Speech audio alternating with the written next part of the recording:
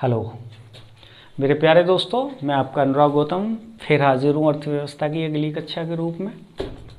मैंने जैसा कि कल अर्थव्यवस्था अर्थशास्त्र के पूर्ण होने के उपरांत में कंडीशन सारी अर्थव्यवस्थाओं की विवेचना मतलब उल्लेख, हालांकि उसमें एक अर्थव्यवस्था आपकी रह गई थी जिसको बाजार अर्थव्यवस्था कहते हैं। बाजार अर्थव्यवस्था का कंडीशन मैं आपको थोड़ी सी इसी में क्लास में दे देता हूँ। बाजार अर्थव्यवस्था उसको कहते हैं जहाँ वो तीन निर्णय, क्या उत्पादन करना है, कितना उत्पादन करना है और किस कीमत का उत्पादन करना है, इन तीनों की जो निर्णय शक्ति होगी वो बाजार की शक्तियों के पास होती है।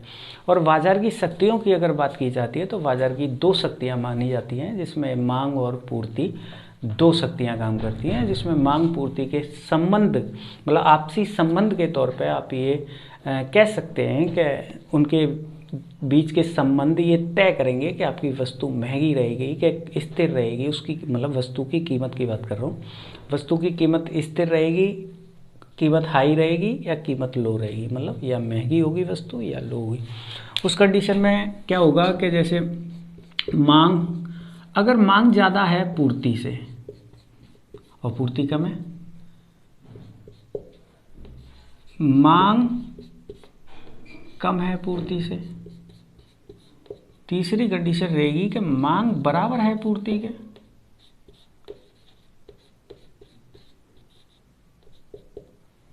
तो इस कंडीशन में आप देखेंगे कि मांग अगर ज़्यादा है, उसकी मांग ज़्यादा हो रही है और पूर्ति उसकी कम हो पा रही है, तो ये कीमतें हाई करेंगी। भाई कीमतें है ही नहीं उतनी, ये लेने वाले 10 है और उसको बेचने वाला 1 है और वस्तु एक है और लेने वाले 10 हैं, तो जाहिर सी बात है कि उसकी कीमत हाई होनी है। मांग अगर मान के चलिए कम होती है और पूर्ति अगर ज़्यादा हो जाती है तो उस कंडीशन में उसकी कीमत वस्तु की या सेवा की नीचे आ जाएगी। मांग और पूर्ति अगर दोनों बराबर रेशियो में एक समन्वय एक संबंध में चलती हैं तो उस कंडीशन में ये वस्तु एवं सेवा की कीमतें जो होंगी वो स्थिर रहेंगी। ये कल की कक्षा का छूटा हुआ थोड़ा सा मुझे याद नहीं रहा, उसके लिए मैं माफ़ी चाहूँगा आपसे। आज का चैप्टर जैसे कि मैंने कल आपको बता रखा था, खाद्य सुरक्षा, मुझे जहाँ तक लगता है एक क्लास में पूरा होने से रहा, क्योंकि खाद्य सुरक्षा बड़ा है। खाद्य सुरक्षा क्या होती है, खाद्य सुरक्षा के आयाम क्या होते हैं। तीसरी कंडीशन पर खाद्य सुरक्षा की एक अधिनियम जो भारत के परिप्रेक्ष्य में भारतीय खाद्य सुरक्षा अधिनियम 2013 पढ़ेंगे। फिर उसके बाद में WTO से खाद्य सुरक्षा के बीच में अंतर्राष्ट्रीय स्तर पर क्या विवाद हुए और चौथी कंडीशन पर शांति समझौते के साथ मैं इस चैप्टर को क्लोज करूँगा, समाप्त करूँगा। अब बात आती है कि खाद्य सुरक्षा क्या होती है। तो खाद्य सुरक्षा की कंडीशन में हम सबसे पहले एक संगठन का नाम लिखते हैं यहाँ, FAO, जिसका आप नाम जानते होंगे, फूड एंड एग्रीकल्चर ऑर्गेनाइजेशन, जिसको खाद्य एवं कृषि संगठन कहते हैं, जिसका मुख्यालय मतलब हेडक्वार्टर उसका रोम में है। और इसकी जो इस्टेब्लिशमेंट मतलब इसकी स्थापना अगर दिनांक देखा जाए तो 16 अक्टूबर सन 1964 मतलब 16 अक्टूबर 1964 को इसकी स्थापना की गई। उसने एक खाद्य सुरक्षा की एक परिभाषा दी। उस परिभाषा को मैं आपको बता रहा हूँ।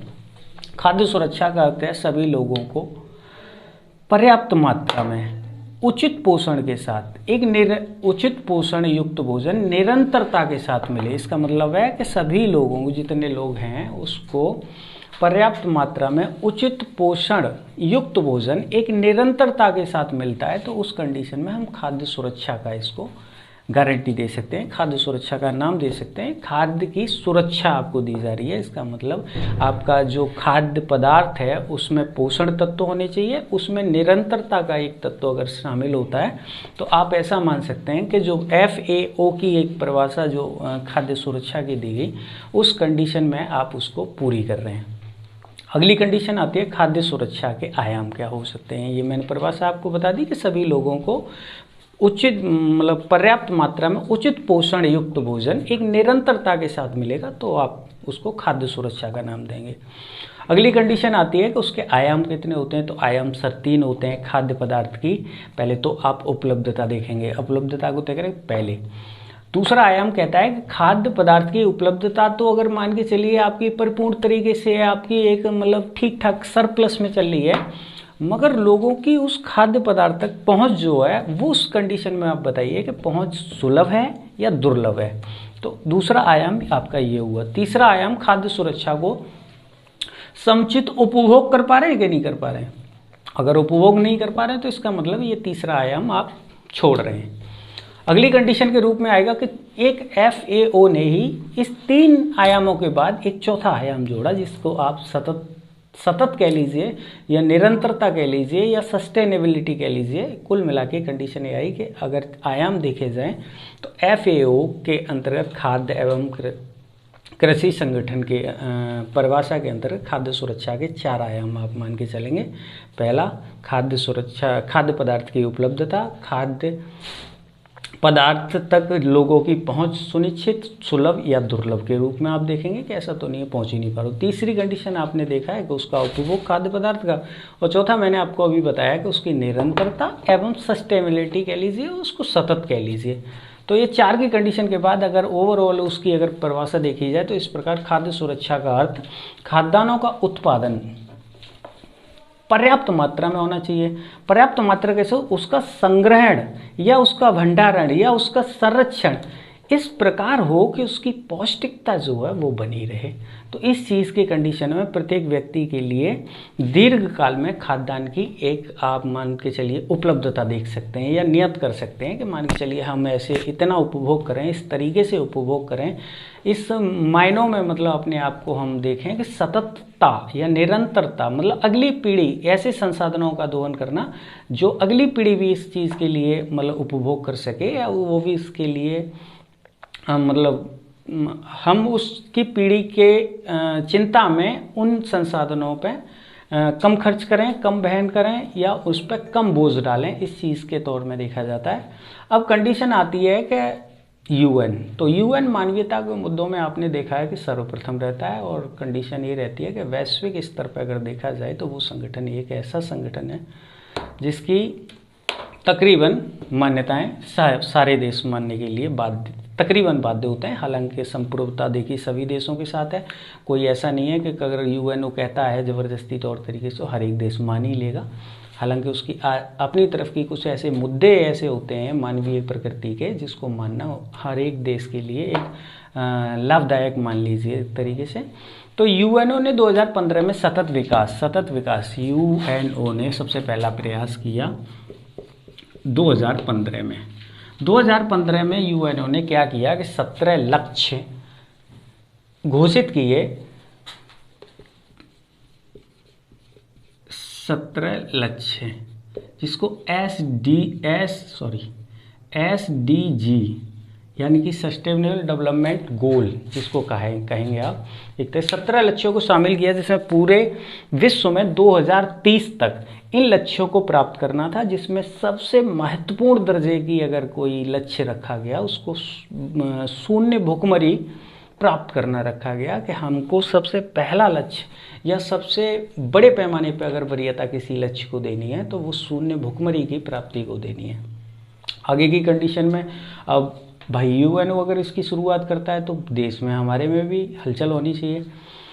तो 2015 में जब UNO ने इसकी शुरुआत की तो 16 अक्टूबर, क्योंकि 16 अक्टूबर को मैं बता चुका हूँ FAO की स्थापना होती है, रोम इसका हेडक्वार्टर है। 16 अक्टूबर इसको विश्व खाद्य दिवस के रूप में मनाया जाता है। इस कारण से 16 अक्टूबर 2017 को भारत की एक पहल की गई इसी परिप्रेक्ष्य में।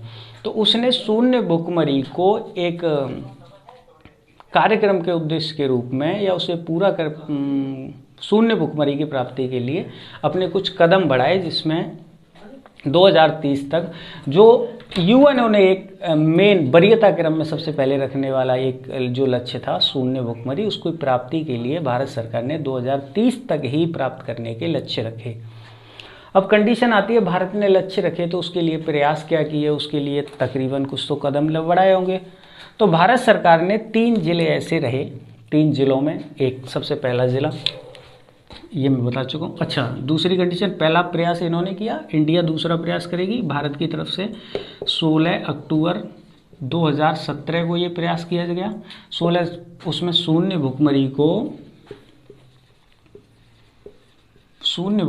2017 वो 2030 सॉरी 16 अक्टूबर 2017 को इस चीज़ भारत में लागू किया गया। शून्य भुखमरी को 2030 तक प्राप्त करने का एक लक्ष्य रखा गया, जिसमें 3 जिलों को एक मॉडल या आदर्श के रूप में, सबसे पहले होता है ना कि एक मतलब आप किसी चीज़ को एक आदर्श के रूप में, पहले आप एक जिला, जैसे सांसद ग्राम योजना, तो हर एक प्रत्येक सांसद एक ग्राम बनाए, एक ग्राम को अपने मतलब ठीक ठाक तरीके से उसको साजो सज्जा के सामान या उसका विकास अपने तरीके से करेगा, इसके अतिरिक्त निधि के रूप मतलब कर सकता है, और उसको फिर एक आदर्श जिले के रूप में या आदर्श एक मॉडल के रूप में आप उसको पेश करते हैं। सरकार ये प्रेरणा देना चाहती है कि जब ये बन सकता है तो आप भी बन सकते हैं। तो उसके लिए 3 जिलों को चिन्हित किया गया, जिसमें एक कोरापुट जो उड़ीसा का एक जिला था, दूसरा ठाणे कह लीजिए महाराष्ट्र, और तीसरा जिला आपका उत्तर प्रदेश का ही गोरखपुर, योगी जी महाराज, गोरखपुर यूपी का जिला था। इन 3 जिलों में कोशिश की गई भारत सरकार की तरफ से, और ये प्रयास किया गया कि इन जिलों का इतना मतलब इस तरीके से ध्यान दिया जाए इस गोल के परिप्रेक्ष्य में, शून्य भुखमरी के परिप्रेक्ष्य में, कि इसको प्राप्त करने के बाद इन 3 जिलों को हम 2030 तक भारत के हर जिले के रूप में एक प्रेरणा स्रोत के रूप में इन 3 जिलों को हम रखेंगे। अब कंडीशन आती है भारतीय खाद्य सुरक्षा की स्थिति आज की कंडीशन में क्या है। तो भारतीय खाद्य सुरक्षा की स्थिति में सबसे पहली रिपोर्ट जो निकलती है वैश्विक स्तर पर, उसको GHI कहते हैं। GHI का मतलब GHI, इसका मतलब है ग्लोबल हंगर इंडेक्स।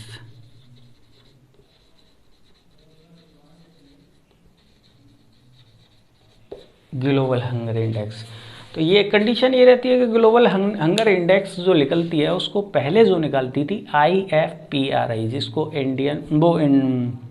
अंतर्राष्ट्रीय, इंटरनेशनल, आई से पी से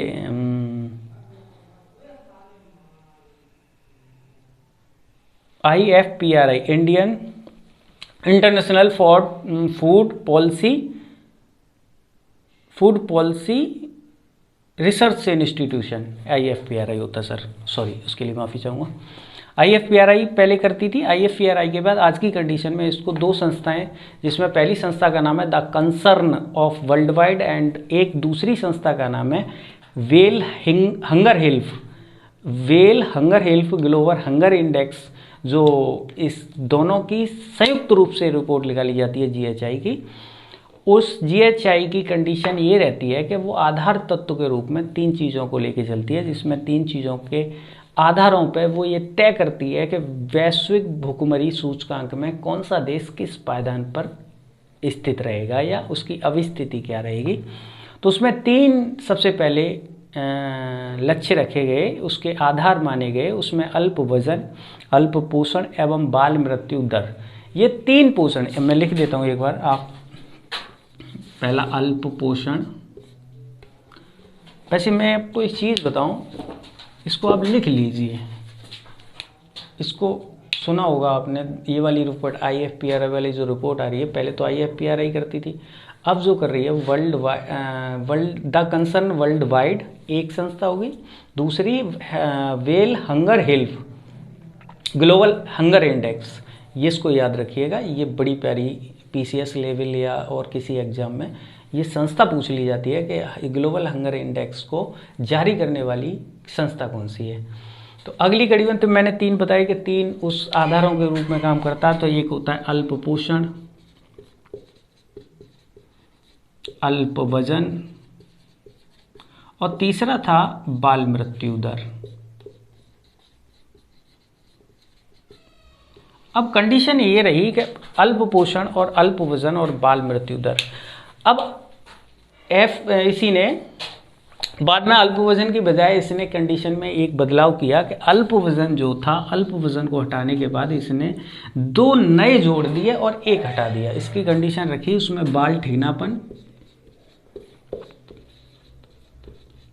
ठिगनापन और इसको कहते हैं बाल दुबलापन, जिसको कहते हैं बाल स्टनिंग, एंड इसको कहते हैं बाल चाइल्ड वोस्टिंग, WOSTING। तो ये दो रखे गए। तो ये इसका मतलब आया कि आधार के रूप में जीएचआई की जो रिपोर्ट होगी उसके आधार के रूप में 4 आधार काम करेंगे। आधार के रूप में पहला होगा अल्प पोषण, दूसरा होगा बाल मृत्यु दर, और तीसरा होगा बाल आपका ठिगनापन, और चौथा होगा बाल दुबलापन। कैसे भी कर लीजिए, आगे पीछे कर सकते हैं, कोई दिक्कत वाली बात नहीं है। अब बात आती है कि इस प्रकार रिपोर्ट में 4 सूचकांक आपने देखे कि 4 सूचकांकों के आधार पर ये कोई एक देश की स्थिति को तय करी जाएगी। इनकी स्थिति क्या हो सकती है, मतलब बाल ठिगनापन की शिकायतें कितनी है, बाल बौनेपन की कितनी है, बाल मृत्यु दर कितनी है, या अल्पपोषण उस देश में स्थिति में किस स्थिति में, इसके आधार पर हम वो लोग क्या करते हैं कि 0 से लेके 100 तक का एक आंकड़ा होता है, उस 0 से लेके 100 एक रैंकिंग तय करते हैं। उस रैंकिंग के बीच में जितने नंबर आपको मिले हैं उसके तरीके से आपको यहाँ ठाम दिया जाता है, आपको एक रैंक प्रदान कर दी जाती है, जिसमें 0 जो स्थिति है, 0 स्थिति एक उस स्थिति को दर्शाती है जो आपके देश में शून्य भुखमरी है, शून्य मतलब बाल मृत्यु दर नीचे है, और मान के चलिए अल्प पोषण की बजाय आप पोषण युक्त भोजन करा रहे हैं। तो इसका मतलब है कि आप 0 वाली कंडीशन पे, और 0 जो जिस देश के एक मार्किंग होती है वो एक बेहतर सिचुएशन, बेहतर स्थिति का देश माना जाता है, और 100 की तकरीबन में आसपास रहने वाले कंडीशन बिल्कुल गर्त, बिल्कुल ख़त्म, बिल्कुल मतलब जहाँ बिल्कुल एकदम प्रचंड तरीके की अगर महामारी टाइप फैली हुई है उस तरीके को 100 देखा जाता है। भारत की अब स्थिति देखी जाए इसमें, तो भारत की भी मार्किंग हुई होगी। तो भारत की मार्किंग की कंडीशन में देखा जाए तो भारत को 2020 की रिपोर्ट में 27.2 मतलब तकरीबन 27.2 इतने मार्क मिले थे 100 में से। तो रैंकिंग फिर उसकी क्या रही, तो रैंकिंग रही थी उसकी 94। अच्छा, कुल उसमें शामिल देश कितने थे, तो 107 देश। 2020 की रिपोर्ट बता रहा हूँ, 2021 की रिपोर्ट आप अपडेट करिएगा इसी चीज़ में, अगली में जोड़ लीजिएगा। अगर आप इसका नोट्स बनाते हैं, कहीं लिखते हैं इस चीज़ को, तो आप मैं कुछ दिन बाद आपके लिए एक छोटी सी पहल करूंगा कि हो सकता है ये वाली जो जितने मैं पढ़ाता हूँ उसकी मेरे पास जितनी PDF है वो डेली वाइज मैं आपको PDF किसी भी प्लेटफॉर्म, टेलीग्राम या किसी चैनल के माध्यम से आपको उपलब्ध कराता रहूँ। मुझे इस चीज़ से कोई वो नहीं है कि मैं आपको उपलब्ध ना कराऊँ, मुझे ऐसे इससे कोई ऐतराज़ नहीं है, कोई शिकवा नहीं है, कोई शिकायत नहीं है, कोई अफसोस नहीं है, कोई गिला नहीं है। बस बात छोटी सी ये है कि आपका भला होना चाहिए। मेरा तो हो चुका है, क्योंकि देखिए मैं आपके अपने बारे में थोड़ा सा बताऊँ। मैं एक दृष्टि संस्थान का विद्यार्थी रहा हूँ। दृष्टि संस्थान जो है मुझे लगता है एक सिविल सेवा के क्षेत्र में एक बेहतरीन संस्थान माना जा रहा है, और बेहतरीन संस्थान हिंदी माध्यम के लिए तो और ज़्यादा बेहतरीन माना जा रहा है। हालांकि उसने हिंदी और इंग्लिश दोनों प्रकार से शिक्षा देना चालू कर दिया है, शुरू कर दिया है। तो मेरी शिक्षा ज़बरदस्त ठीक ठाक मतलब प्रयास से रही। मेरे पिता ने कोशिश की कि मेरा बच्चा एक बड़ी तैयारी करे, और बड़ी तैयारी के प्रक्रम में मुझे यहाँ भेजा गया। मैं भी ठीक ठाक अपने संघर्षमय ज़िंदगी में अपना चलता रहा, और उसके बाद मैंने दृष्टि संस्थान ने जो मुझे दिया उसको मैंने आत्मसात किया, अपने अंदर मतलब एक संजोए रखा है उस चीज़ को। तो जो चीज़ मैं आपको दे रहा हूँ वो बिल्कुल दृष्टि संस्थान का जो एक मटेरियल है वही मटेरियल जो मुझे आत्मसात हो चुका है, या मैं उस पर काम करता हूँ, उस पर मेहनत करता हूँ, उस चीज़ को मैं आपको देता हूँ। आगे की कंडीशन आती है 94वीं रैंक थी, 107 देश 2020 में उसकी रैंकिंग 94 थी। अच्छा, दूसरी कंडीशन में मैं आपको एक चीज़ बता दे रहा हूँ, मैं आपको लिख के बता दे रहा हूँ थोड़ा सा।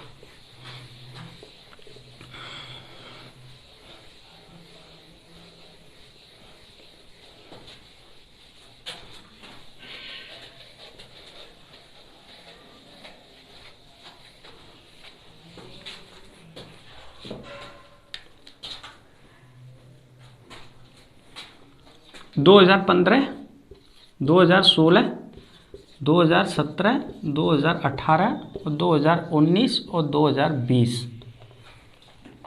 इस चीज़ को देखिएगा। कभी कभी ऐसा होता है कि आगे पीछे थोड़ा सा पूछ लिया जाता है, तो उस परिप्रेक्ष्य में मैं बता दे रहा हूँ आपको। 80, 2016 में 94, 2017 में 100 थी, 2018 में इसकी ये 100 भी या 106 ना समझें आप, ये इसके बाद 103 रही, और 2019 में 102 रही, और 2020 की डाटा मैंने आपको 27.2 अंकों के साथ इसमें GHI रिपोर्ट में इसमें 94 इसकी रैंक रही।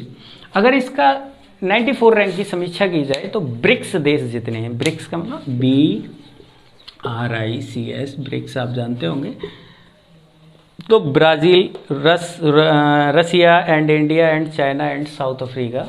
तो इन कंडीशन में भारत की स्थिति जो रही है वो सबसे निम्न पायदान पर रही है। अगर वैसी कंडीशन देखी जाए अपने पड़ोसी देशों में, तो अफ़गानिस्तान को अगर छोड़ दिया जाए तो ये ज़बरदस्त अपनी आराम से नीचे खड़े हुए।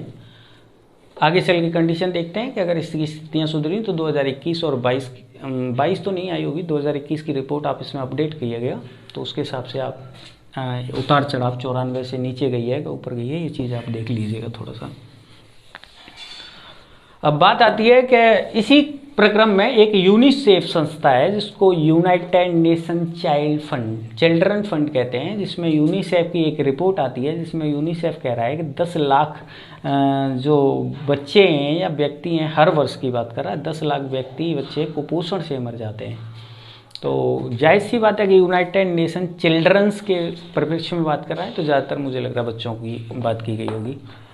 तो 10 लाख व्यक्तियों की प्रति वर्ष मरने की एक डाटा आपको उपलब्ध करा रहा है। उस डाटे की कंडीशन ये मान के चली जा रही है कि 10 लाख प्रति वर्ष बच्चे कुपोषण के कारण मरते हैं। एक डाटा और आता है, उसका नाम है FAO, जिसको आप जानते हैं, मैंने आपको सबसे पहले वही चीज़ बताई थी, खाद्य एवं कृषि संगठन, जिसकी स्थापना आपने सन 1964 में पढ़ी, 16 अक्टूबर को की गई, जिसके परिप्रेक्ष्य में आपको विश्व खाद्य दिवस मनाया जाता है। तो ये इसकी एक वार्षिक रिपोर्ट आती है जिसको कहते हैं the state of food security and nutrition in the world.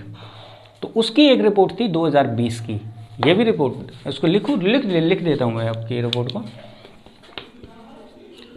The state of food security and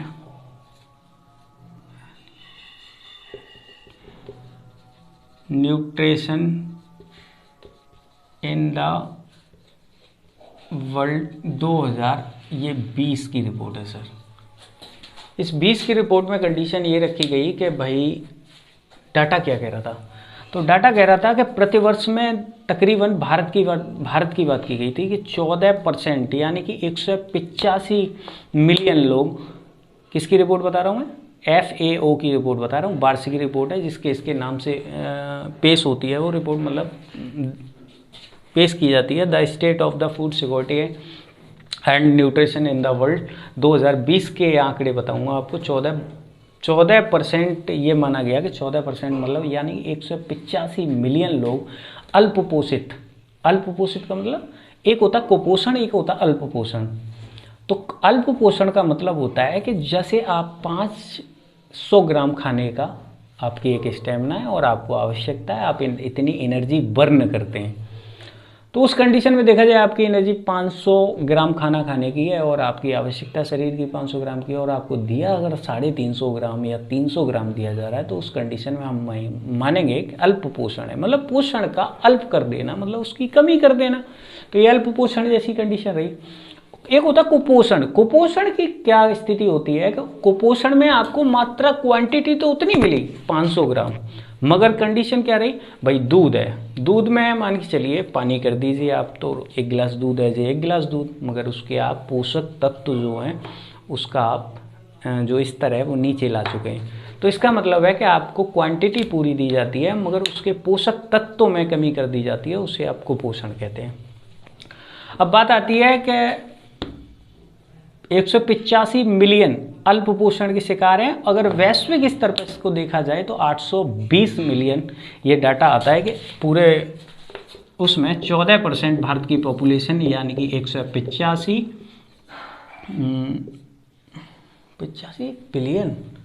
million 185 million, और वैश्विक स्तर पर देखा जाए तो 820 मिलियन पॉपुलेशन जो होती है वो अल्प पोषण की शिकार होती है। अगली कड़ी के रूप में एक रिपोर्ट और आती है NFHS, जिसको आप कह सकते हैं national family and health survey. लिख देता हूँ मैं एक बार, NF national family health survey. ये 04 मतलब 4 के नाम से ये अभी तक पिछली रिपोर्ट थी 2018, तकरीबन मेरे दिमाग से 2018-19 की रही होगी शायद। तो पाँचवीं आनी है इसकी NFHS की पाँचवीं जो रिपोर्ट है। आंकड़े आपके पास आएंगे अभी मुझे लग रहा है जहाँ तक पेश नहीं हुआ, अगर पेश हो गए हो तो मुझे शायद इसकी जानकारी नहीं है। राष्ट्रीय परिवार स्वास्थ्य सर्वेक्षण रिपोर्ट 4 मैंने आपको बताया 04। इस रिपोर्ट के अनुसार 14 से लेकर 59 वर्ष के बीच की आयु के वर्ग में 53% महिलाएं भारत की संदर्भ में ऐसी मानी जाती है कि रक्त अल्पता मतलब एनीमिया की शिकार है। एनीमिया वो भी एक खून की कमी के कारण ही होता है। दूसरी कंडीशन आई कि एक डाटा कह रहा है, उसके कंडीशन में कह रहा है कि 5 वर्ष से कम आयु के बच्चे जो हैं, 5 वर्ष की आयु के तकरीबन जो बच्चे हैं उनमें से 37.4 जो हैं बाल ठिगनापन के शिकार हैं।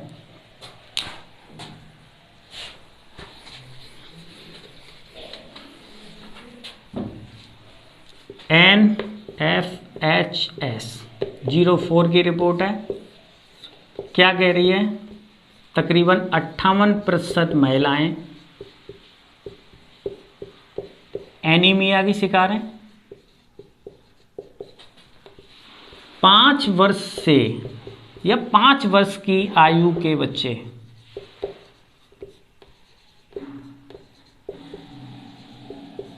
जो बाल ठिगनापन के शिकार हैं,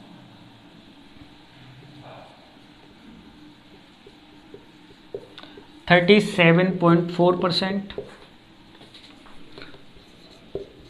यही है। 5 वर्ष से कम आयु के बच्चे इसमें भी हैं। हाँ, आगे लिखे दे रहा हूं। बाल दुबलेपन के शिकार हैं, इनकी संख्या 35.5 35.5% तकरीबन आती है। अगर कंडीशन यहां देखा जाए कि रक्त अल्पता, इसको एप्लास्टिक एनीमिया भी कहते हैं आप लोग, तो रक्त अल्पता की कंडीशन देखी जाए तो यहां उसकी तकरीबन 58% जो इंसान है वो रक्त अल्पता के शिकार हैं। अब कंडीशन आती है आर्थिक सर्वे रिपोर्ट। इस रिपोर्ट के अनुसार भारत में प्रत्येक व्यक्ति जो होता है वो खाद्यान्न उपलब्धता, मतलब आर्थिक सर्वे रिपोर्ट की बात कर रहा हूँ, भारत में प्रति व्यक्ति आर्थिक रूप से मतलब उसकी खाद्यान्न उपलब्धता कितनी हो पाती है उस कंडीशन में देखा जाता है। तो इस कंडीशन में ऐसा माना जाता है कि सन 1999 की एक रिपोर्ट आई जिसमें 510 ग्राम प्रति व्यक्ति के रूप में खाद्यान्न उपलब्धता को दिखाया गया किसी डाटे में। 1999 का डाटा था। आज की कंडीशन देखी गई उसी आर्थिक सर्वे रिपोर्ट की, तो उस कंडीशन में 2018 में जो 510 ग्राम हुआ करता था वो डाटा निकल के नीचे आया 480-77 ग्राम। 480 मान लीजिए या 77 मान लीजिए, एग्जैक्ट डाटा 477 है, 480 कह सकते हैं आप, कोई दिक्कत नहीं है। 477 ग्राम 2018 का डाटा है। इसका मतलब है कि जो पहले मांग थी एक या खाद्यान्न उपलब्धता प्रति व्यक्ति जो थी उसमें थोड़ी सी कमी आई है।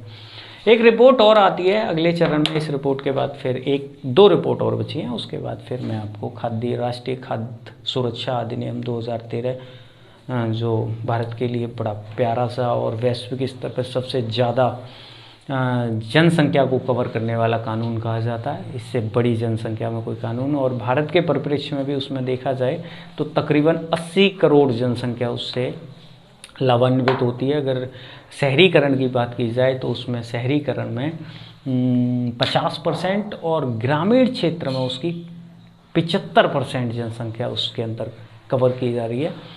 तो इस परिप्रेक्ष्य को हम थोड़ा सा बाद में देखेंगे। पहले 2 रिपोर्ट के ऊपर चर्चा करता हूँ। एक रिपोर्ट है the economic times survey of India. The economics, 1 minute मिटा दूंगा sir.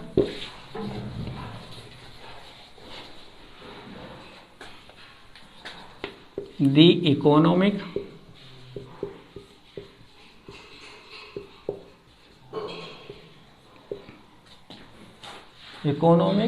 Times survey of India.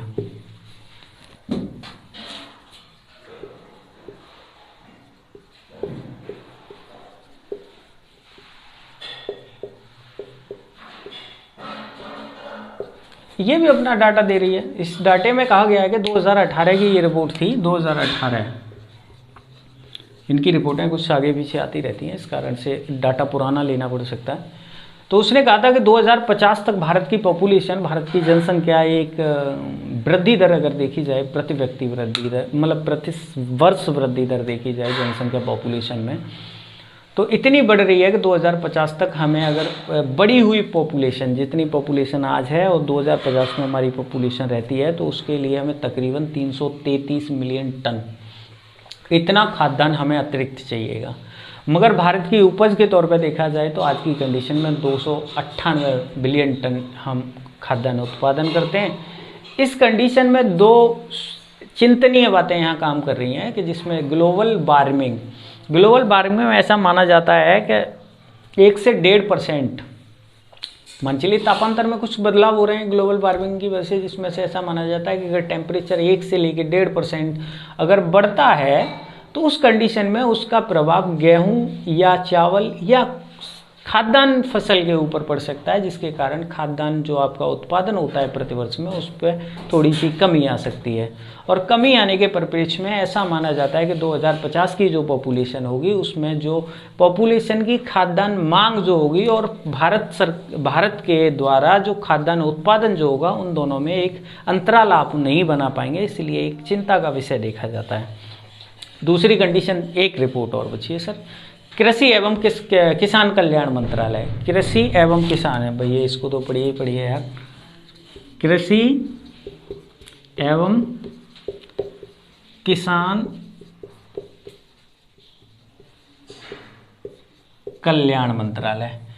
इस रिपोर्ट की अगर बात की जाए तो इस रिपोर्ट में ऐसा माना जाता है, मतलब एक तरीके से फसल अनुसंधान इकाई सर्वेक्षण रिपोर्ट मानी जाती है। इसमें भारत में प्रतिवर्ष ऐसा माना जाता है कि 67 मिलियन टन जो खाद्यान्न होता है वो खराब चला जाता है, मतलब किसी न किसी बर्बाद होता है। और बर्बाद की कंडीशन में ऐसा माना जाता है कि 67 मिलियन टन की अगर क्वांटिटी को देखा जाए तो ब्रिटेन जैसे देश के लिए एक वर्ष में कुल खाद्यान्न उत्पादन उतना होता है। अगर कुल खाद्यान्न उत्पादन की कंडीशन देखी जाए कि एक ब्रिटेन जो 67 मिलियन टन अगर किसी खाद्यान्न का उत्पादन कर पा रहा है और भारत 67 मिलियन टन को बर्बाद कर रहा है किसी मान चलिए संसाधन के रखरखाव की अपरिपूर्णता के रूप में, तो उस कंडीशन में हम ऐसा मानते हैं कि भारत का अगर बजट के रूप में इसको मतलब एक क्षति के रूप में देखा जाए तो 94,000 करोड़ रुपए की प्रतिवर्ष खाद्यान्न की बर्बादी के कारण भारत सरकार को क्षति होती है। अगली कंडीशन में अगर आप इसी परिप्रेक्ष्य में थोड़ा सा ब्रॉड लेके काम करेंगे तो मैं आपको एक डाटा और दे रहा हूँ कि 30 से लेके 32% सब्जियां केवल इस कारण से सड़ जाती हैं, इस कारण से मतलब खराब हो जाती हैं, इस कारण से यूज़ के लायक नहीं रहती हैं कि भारत सरकार के पास उनको रखने के लिए या भारत सरकार उसके लिए कोई भी ऐसे संसाधन नहीं जुटा पाती है कि उसके रख रखाव को पूरी तरह संरक्षित या प्रिजर्व करके उसको रख दिया जाए या उसका रख रखाव एक अच्छे तरीके से किया जाए। तो इस कंडीशन में ऐसा माना जाता है कि 30 से लेके 32% सब्जियां और 10 से लेके 12% खाद्यान्न को बड़ी क्षति पहुंचती है। तो मैं आपको डाटा पहले 67 मिलियन टन का दे चुका हूँ, 94,000 करोड़ रुपए का है सर। तो 94,000 करोड़ रुपए भारत सरकार को ये बर्बादी के रूप में जाते हैं।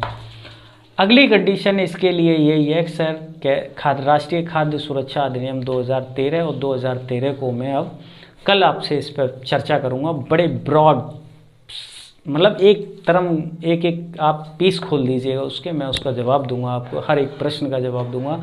मैं गारंटी दे रहा हूँ आपको, मेरे पिता ने जैसा कि मुझसे एक वचन लिया था कि मैं पढ़ने भेज रहा हूँ, आप पढ़िएगा, तो मैं रियली बता रहा हूँ मैं पढ़ा हूँ, ऐसी बात नहीं है। आपको भले ही मेरी आबो हवा से, मेरी चेहरे से, मेरी थकान से ऐसे भले लगे कि ये बंदा थोड़ा हो सकता है अनसिंसियर हो सकता है, मगर अनसिंसियर ज़रूर हूँ, मगर पढ़ने में नहीं सर, बाकी हर जगह हो सकता हूँ।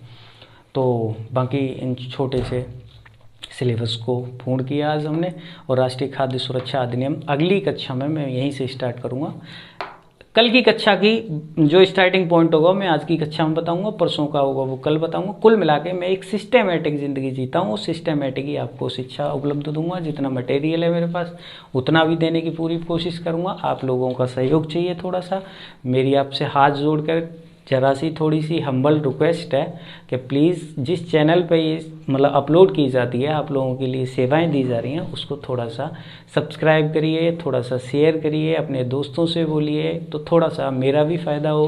अब मेरा फ़ायदा कुछ नहीं है, मुझे इससे इनकम नहीं चाहिए, मुझे इससे कुछ नहीं चाहिए। देखिए मैं आपको पढ़ा रहा हूँ, मेरा भी रिवीजन हो रहा है, ऐसा नहीं है कि मेरा ही रिवीजन होता रहे। तो मैं कह रहा हूँ मेरे रिवीजन के साथ में आपका भी रिवीजन हो जाए, तो मुझे ज़्यादा शांति मिलेगी, मुझे ज़्यादा संतुष्टि मिलेगी। इसके लिए आपका बहुत बहुत शुक्रिया, बहुत बहुत आभार इसके लिए। तो आपसे एक बार फिर मैं रिक्वेस्ट कर रहा हूँ कि इसको एक बार शेयर ज़रूर करिएगा मेरे प्यारे दोस्तों, जहाँ जहाँ आपको दिखे, जहाँ जहाँ आप कर सकते हैं, जहाँ जहाँ आप करने में सहज हैं, वहाँ ज़रूर करिएगा। तो आज का मैं अपनी वाणी को विश्राम देता हूँ। जय हिंद सर, कल मिलता हूँ आपसे फिर।